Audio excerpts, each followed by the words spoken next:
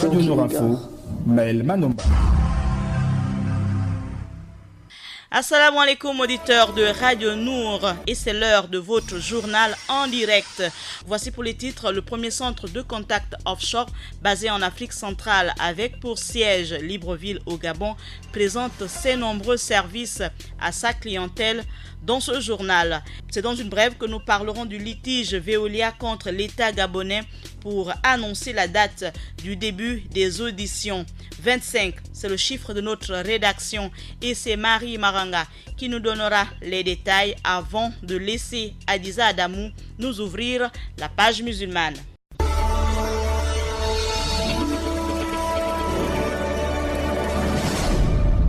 Depuis 2008, Vocal Center, premier centre de contact offshore basé en Afrique centrale avec pour siège Libreville au Gabon, accompagne les entreprises et les administrations publiques dans la gestion à distance de leur clientèle. 10 ans après, je vous propose d'écouter la présentation de Vocal Center par son directeur commercial Alain Foury Kalebissa.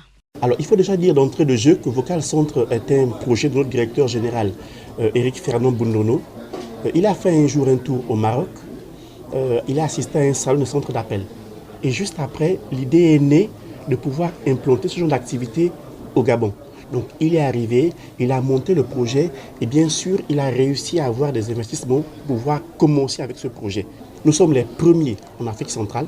Et quand nous avons commencé, l'activité était peu connue, ce qui fait que nous avons démarré difficilement. Mais aujourd'hui, nous sommes très cotés, nous sommes très écoutés et très suivis. Donc cela fait près de 10 ans que nous sommes, 10 ans d'existence. Donc c'est un projet de notre directeur général qui aujourd'hui a mûri et qui a pris de l'ampleur. Jusqu'à présent, nous restons quasiment le seul centre d'appel au Gabon. Il faut dire en toute franchise qu'on a été pris pour certains comme un grand cyber, pour d'autres surtout comme des espions. On se disait comment est-ce qu'ils peuvent écouter les enregistrements des gens, appeler les gens chez eux alors que chez nous ça n'existe pas.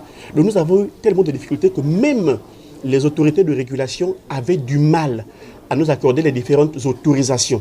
Mais malgré cela, il faut dire que avec le sérieux du projet, avec le suivi des experts internationaux qui sont venus nous assister, nous avons réussi, bien sûr, à passer le cap des difficultés. Les clients, ils viennent, ils partent, mais les principaux clients actuellement, le plus gros, c'est Canal+. Le deuxième, c'est Gabon Télécom, BGFI, Banque. Donc ça veut dire que nous avons la partie Gabon et la partie Congo. Il faut dire également qu'il faut le préciser, c'est très important. Pour Canal+, nous travaillons avec 10 pays. Ça veut dire que, hormis le Gabon, il y a le Burkina, il y a le Togo, il y a le Bénin et j'en passe. Pour le compte de Canal+ Afrique. Donc nous avons également les clients comme la CNAM, que vous avez cité tout à l'heure là. Nous travaillons aussi avec l'hôpital militaire. Au début, nous avons démarré, on était plutôt orienté vers l'international, donc vers l'offshore. Nous avons des clients comme les éditions Dupuis, comme Atlas. Et on s'est rendu compte que ce modèle était plutôt compliqué dans le fait qu'il était difficile de rentrer dans nos revenus. Donc actuellement, les perspectives, c'est de repartir vers l'international. Nous avons démarré déjà avec Canal+, comme je vous le disais, avec BGFI et nous continuons. Nous voulons repartir vers l'international, travailler avec la France, avec le Canada et bien sûr avec la Belgique, les pays francophones d'abord et ensuite nous étendre vers les pays anglophones. Si aujourd'hui la CNAMGS souhaite, on va dire, envoyer un message aux abonnés qui ont déjà leur carte prête, on envoie à près de 5 à 10 000 abonnés un SMS pour dire vos cartes sont prêtes, venez les récupérer. Donc nous sommes en train de nous diversifier dans tout ce qui est réseaux sociaux et tout ce qui est médias. Le directeur commercial Alain Foury Kalebissa, directeur commercial de Vocal Center, à l'origine un centre d'appel, aujourd'hui un centre de contact multicanal, premier en Afrique centrale.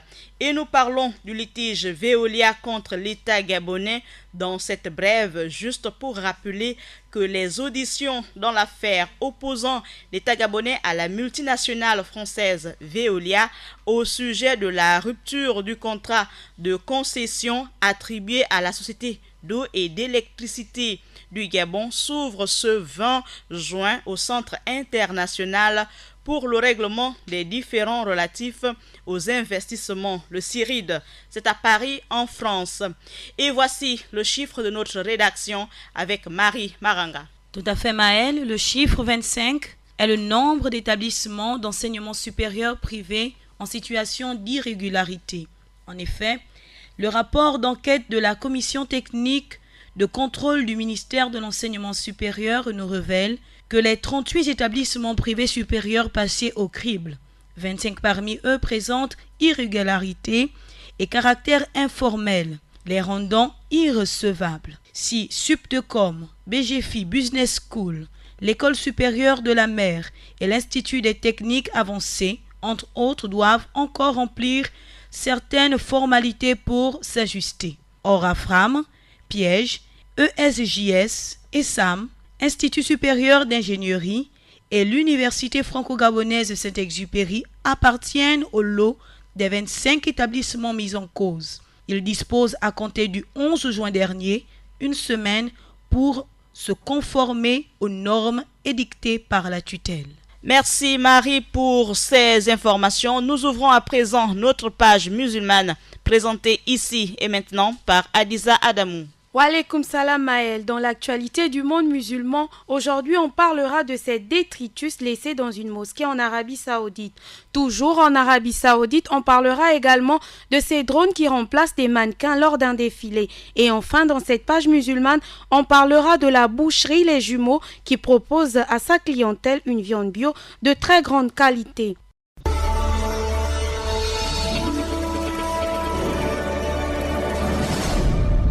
Ouvrons cette page musulmane en Arabie Saoudite où des détritus laissés dans une mosquée lors de l'Aïd déclenchent un tollé. C'est outré par l'état déplorable dans lequel se trouvait une salle réservée aux femmes à l'intérieur d'une mosquée locale à l'issue de la prière de l'Aïd qu'un fidèle saoudien a saisi son téléphone pour filmer les détritus qui jonchaient le sol. Et c'est sur la caisse de résonance qu'est Twitter qu'il a fait partager largement son indignation. Dans sa vidéo devenue virale, on entend très perspectivement sa colère devant cet état des lieux consternant, tandis que l'on aperçoit des bouteilles d'eau et des jus de fruits laissés vides, également des mouchoirs en papier et d'autres types de déchets laissés sur l'immense tapis rouge.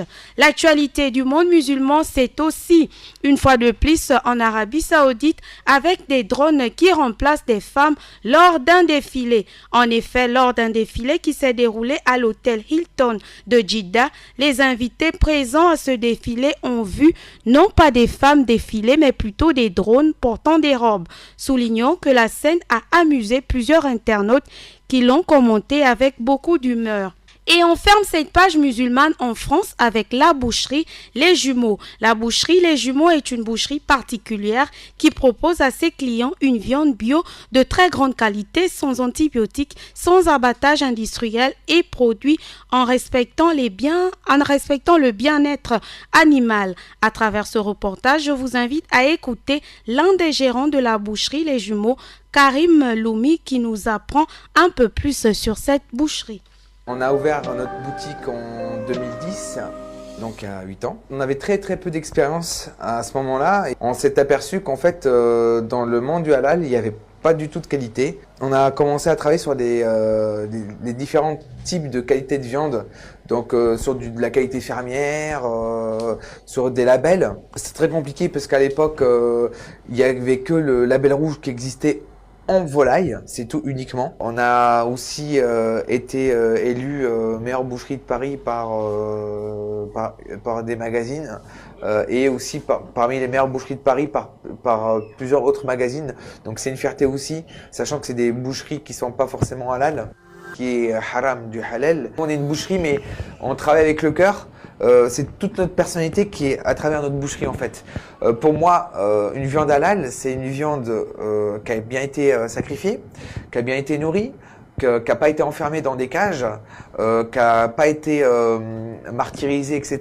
Et en fait, c'est tout un ensemble pour nous le halal. Pour nous, c'est ça le halal. C'est pas uniquement l'abattage. L'abattage est très important. Je dis pas le contraire, mais il y a le reste qui va avec. Nous, on fait du halal taïb, pas d'antibiotiques, pas des animaux qui souffrent. Donc pour ça, il faut qu'on sensibilise le client. Donc ça, c'est un travail qui va être fait par les bouchers, par les médias, par les imams, par les acteurs dans les mosquées, etc. à inciter les gens à manger moins de viande, mais de meilleure qualité.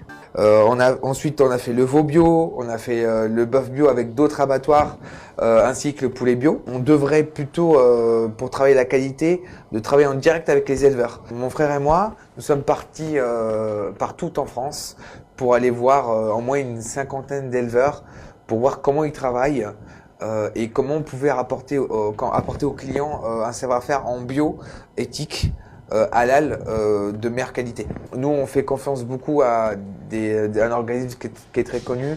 Le problème, c'est qu'il n'est pas partout en France. Donc, du coup, on a fait un truc qui était nouveau pour nous.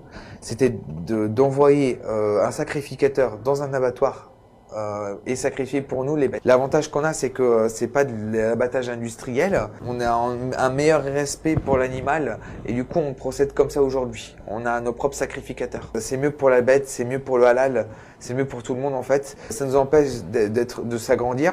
On peut pas s'agrandir parce que c'est des abattages qui sont vraiment petits. Mais nous, on n'a pas l'intention de s'agrandir. On veut toujours être des artisans dans la boucherie. On veut pas avoir plusieurs boucheries ou faire des chaînes. Ça m'intéresse pas. Moi, je veux vraiment respecter mon client, servir mon client et améliorer en qualité. Ensuite, on s'est dit bon, pourquoi pas on va pousser des choses un peu plus loin. Et on a commencé à faire des viandes haut de gamme telles que le poulet de Bresse, l'agneau présalé du Mont-Saint-Michel, le bœuf de Galice, la retinta, le wagyu, c'est le fameux bœuf japonais. On a fait du foie gras non gavé. C'est très polémique dans la communauté parce que on dit que le foie gras n'est pas halal. Nous, on est contre le gavage. Et là, on a réussi à faire du foie gras qui n'est pas gavé, certifié bio, certifié par les jumeaux aussi pour le halal. Il a été élu meilleur foie gras du monde. C'est une fierté pour nous. On est très content de faire ce produit-là. On propose aussi des viandes un peu exotiques. On fait de l'autruche, on fait du bison, on fait aussi du buffle, du yak, du zébu, des viandes un peu particulières. Prochainement, on va avoir du lama, on va avoir du cerf. Là, prochainement, on va faire du chameau. Donc, c'est halal, hein, c'est nous qui sacrifions. C'est-à-dire qu'en fait, on veut sortir un peu du cadre des produits qu'on propose tout le temps. On veut créer une espèce de tendance. Les clients sont un peu fiers de nous parce qu'ils trouvent des choses. On a une clientèle qui vient de toute la France. La minorité de notre clientèle, ils viennent justement de la ville où on est. La majorité de notre clientèle vient d'Île-de-France, mais à l'opposé d'où on est. Ils font des kilomètres pour nous. Donc on essaye de respecter ça en proposant un service optimum, en respectant le client, en l'accueillant avec un sourire, avec un minimum de savoir-faire, avec des recettes, etc. La clientèle est majoritairement musulmane. On a des clients qui sont non musulmans. Après, nous, on n'est pas on a une boucherie halal, mais on n'est pas communautaire. Ça veut dire qu'on accueille tout le monde. Tout le monde est le bienvenu. Voilà Maëlle, c'est tout pour l'actualité dans le monde musulman. Sur ce, je vous dis assalamu alaikum wa rahmatullahi wa barakatuh à tous. C'est tout pour l'actualité de ce direct présenté par Adiza Adamou, Marie Maranga et la mise en onde assurée par Axel Kumba sous la coordination générale d'Abdoul Eya Obam. Les rendez-vous avec l'actualité sur Radio Nour, c'est à 16h, 20h, 23h et 8h. Bonne suite des programmes sur Radio Nour, la radio au service du développement.